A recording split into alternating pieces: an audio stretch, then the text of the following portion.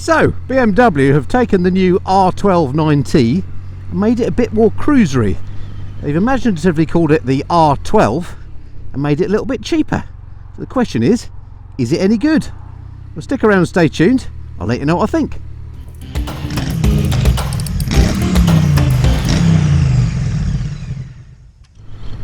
Hey kids, it's Mr. Fly here, hope you're well, and welcome to another review video. This time, as you've seen, of the R12. The titling of these new retro bikes that BMW are coming out with, I must say I find a little bit confusing. But anyway, the R12 has taken the sort of guts, if you like, of the new R12 NineT, which I rode a few weeks back and really liked. Made it a bit more cruisery, as I say, and come out with this bike, the R12. The primary differences are the engine is got a slightly different state of tune.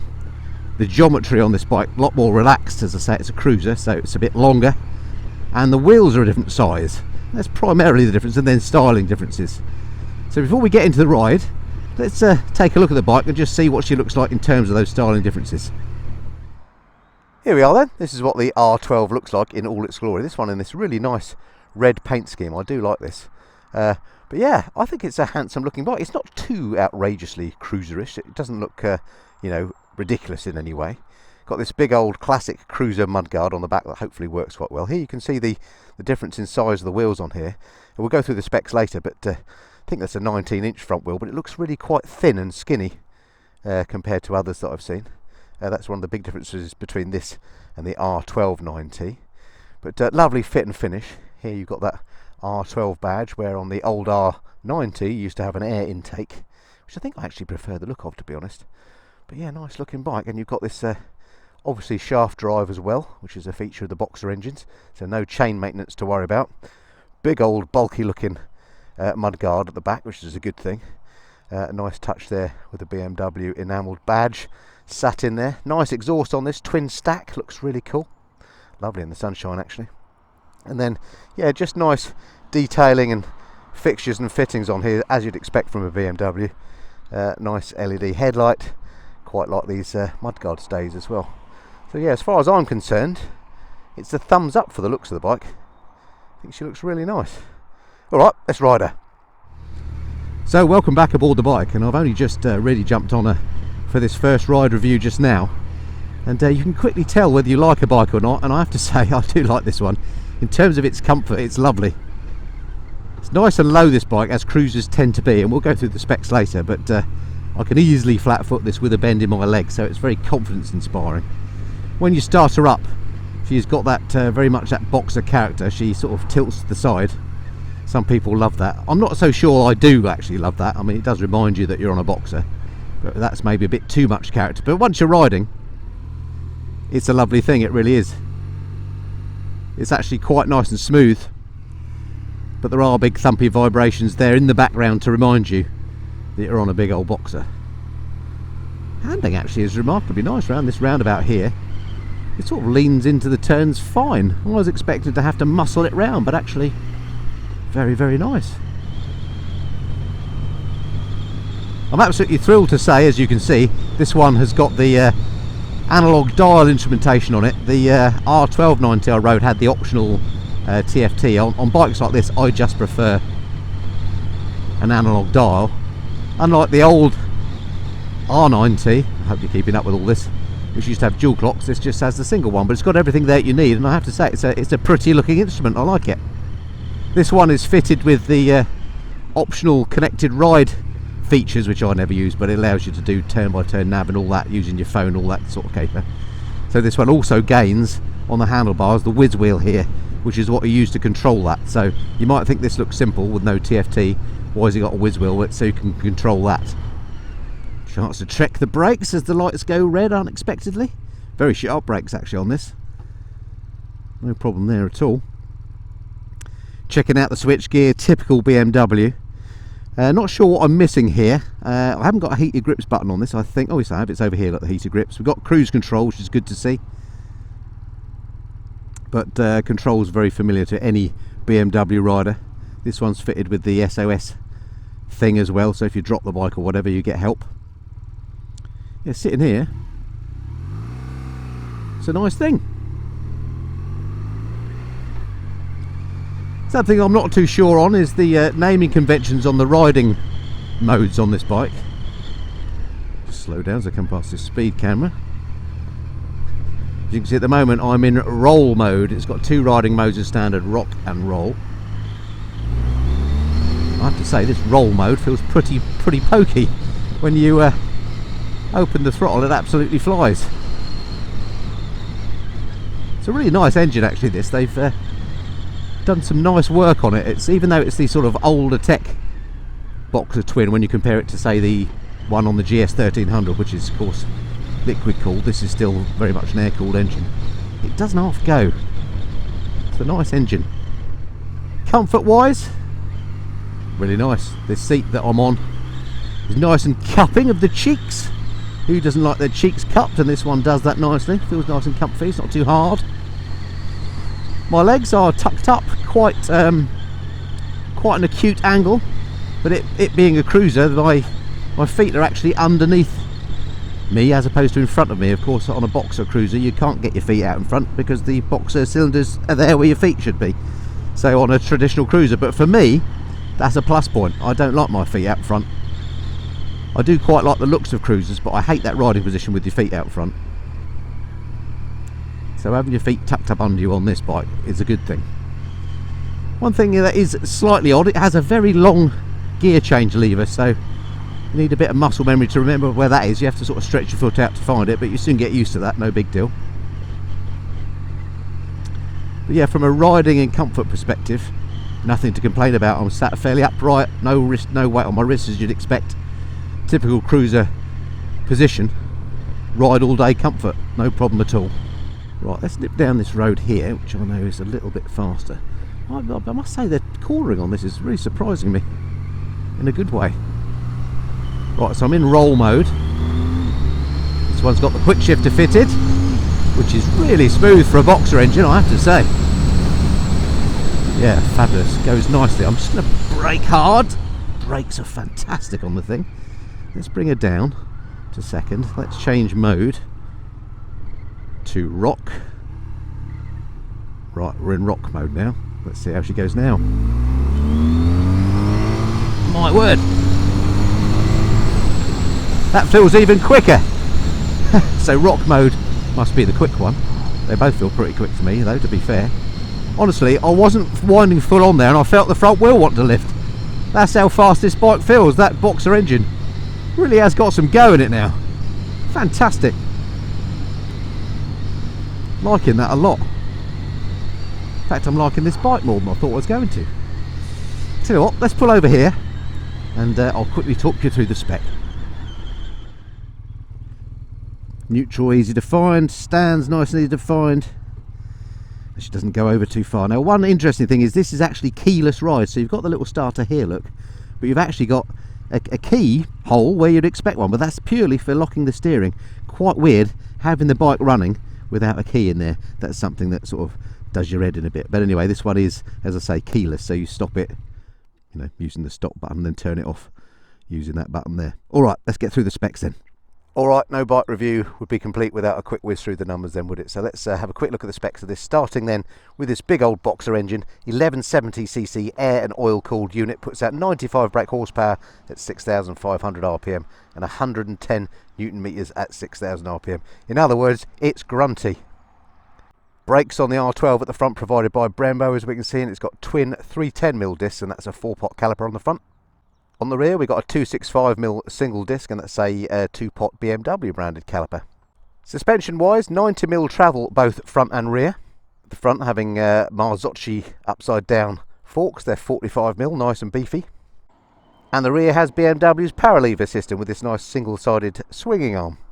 Seat height on the bike is a super low 754mm, so ideal for all but the shortest of riders, well, and including them I would think. Wet weight of the bike, 227 kilograms, so not silly heavy as cruisers often are. This one isn't. Beautifully finished fuel tank on this, holds 14 litres of fuel. And electronics wise on this bike, as standard you get those rock and roll modes. Keyless ride, you can keep that.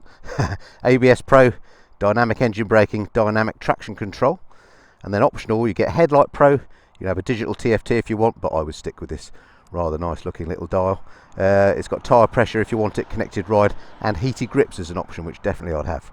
Price of the machine is 11,335 from, you know, in basic mode, but no one has the basic bike, let's face it. If you wanted this particular spec, this one comes in at 14,418. This bike has got a few extras. It's got hill start control. Well, it's got what's called the comfort pack, so it gives you hill start control. It gives you the gear shift assist pro, which is something you'd probably want. It gives you the cruise control and heated grip, so I think probably that comfort pack is probably something you're going to want. There are other options available. There's a passenger pack, which actually this one's got, gives you the rear foot pegs and so on, and the double seat as opposed to a single seat. I think that comes as part of that pack. You can also, if you want, get spoked wheels. There's an option 719 parts available. There's a touring windscreen, different handlebars, different exhausts, and loads more. I've just noticed it's got a little R12 logo on the back there as well. Look, that looks quite cool, doesn't it? Yeah, that's a nice looking bike. Very Germanic, as you'd expect, but that's a good thing, I think. Alright, let's just check out this rock and roll as we start her up. I must admit, I'm not too sure about these naming conventions that BMW are coming out with, but anyway. So ignore the fact that I've got an empty keyhole there. Press that button. Brings it alive. We're in neutral. And there's that head shake. Excellent. Alrighty, let's move on then. So much for the spec.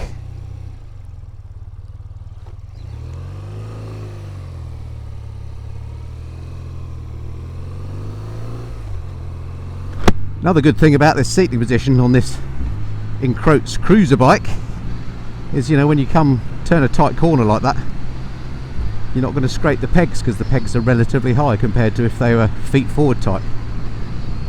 I like this riding position a lot. Look at the way that moves around on these bumps, the display. It's incredible. Properly shaking around.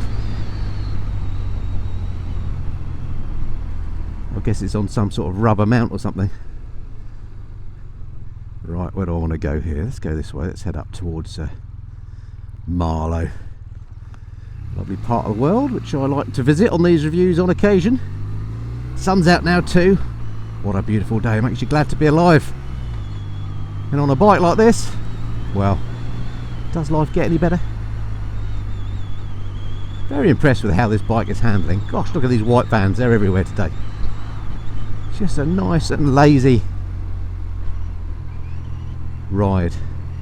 Right, we get a quick blat here down the faster road just to see what she's like at higher speeds. Right, so this is, I'm back in, I'm in rock mode now. Quick shifter is very smooth on this. Just get past this appropriately named boxer van.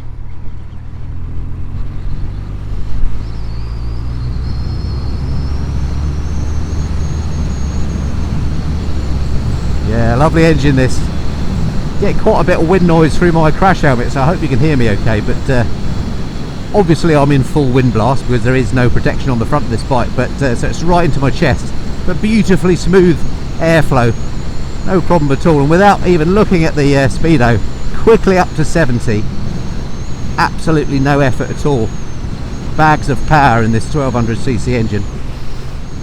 Yeah, if you're going to go on your trips and tours on this bike, strap a bag on the back, hit the motorway to get down to France or something, or even back to the fatherland to ride some Black Forest roads or the B500. This would be an absolute hoot, and those long stretches on the motorway that you necessarily have to do to get there wouldn't be any problem at all. Loads of power and not fatiguing with this smooth airflow. Nice one. Now, it wasn't that long ago that I rode the more expensive big brother of this bike, the R12 NineT. If you've not seen that review, I'll put a link in the corner. Go and have a watch at that after this review, not now of course, watch this one first. But I came down this very road, I remember, on that review. Did like that bike, but you know what, I think I prefer this, which is unusual because I don't really class myself as a cruiser sort of person, but there's something about the relaxed ride on this. The R12 NineT definitely felt sharper, turned in quicker as you'd expect with the smaller wheels and the more sporty geometry. This is a bit more raked out. But for me, this sort of bike, these sort of retro bikes with big twin cylinder engine, they're all about lazy riding, and this just feels that little bit lazier. And please don't mistake lazy for slow, because this is not a slow bike, even though it's a relatively old engine now. The BMW wizards have breathed on it, and it certainly feels like a modern engine.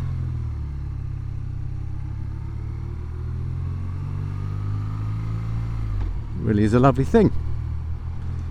Now, I must say a huge thank you to the guys at Barnstormer in Maidenhead, the local BMW Motorrad dealer that I borrowed the bike from. Thanks to Andy and the crew for letting me ride their demo bike while my bike's in for some work.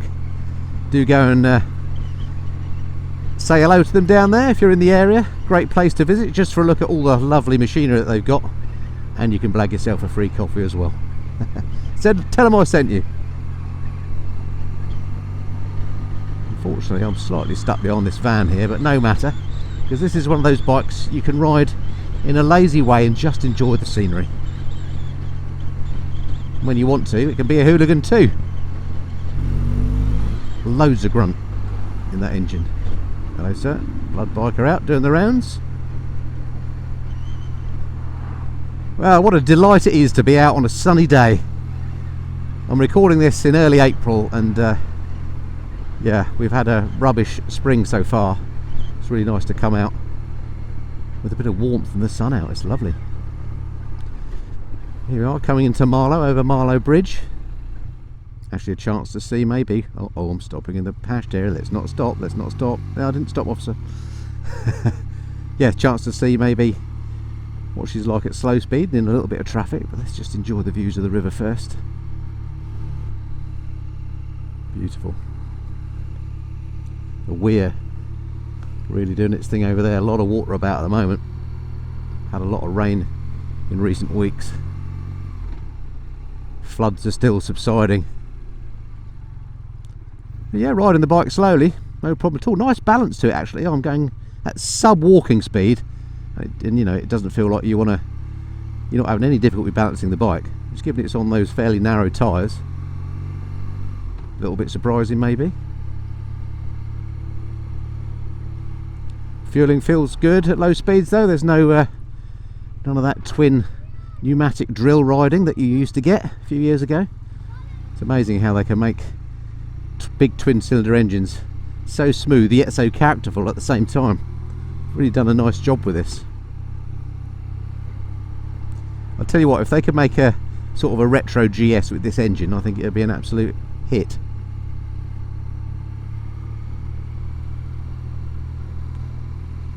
Ooh, scenery is lovely here.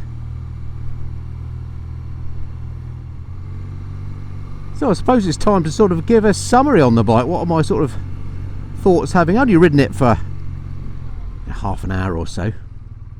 Very much a first impressions review.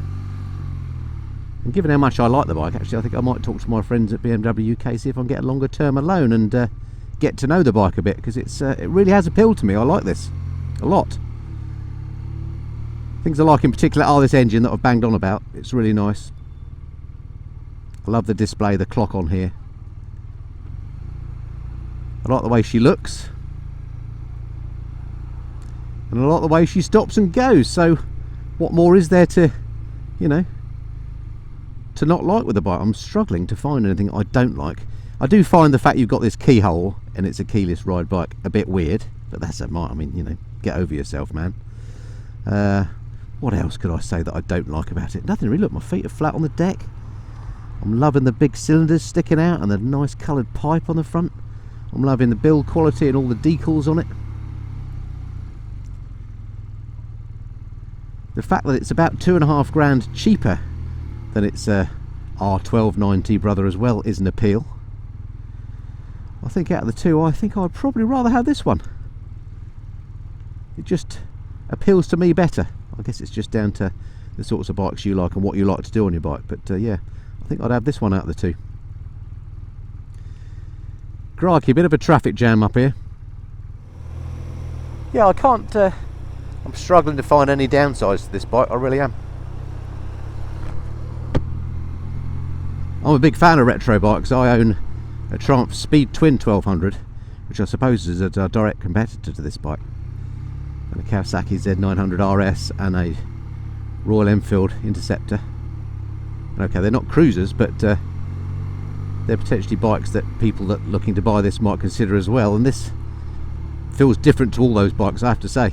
If I had unlimited funds and unlimited space, one of these as well would be a good compliment. Anyway, as it looks like I'm stuck in traffic, we may as well bring this first impressions review to a close. Let me know in the comments below if you'd like me to get hold of one of these for longer term, so I can get to know it a bit better and sort of live with the bike a little bit and come up with some lessons learned. But for now, that's it for another Missenden Flyer video. I hope you've enjoyed that.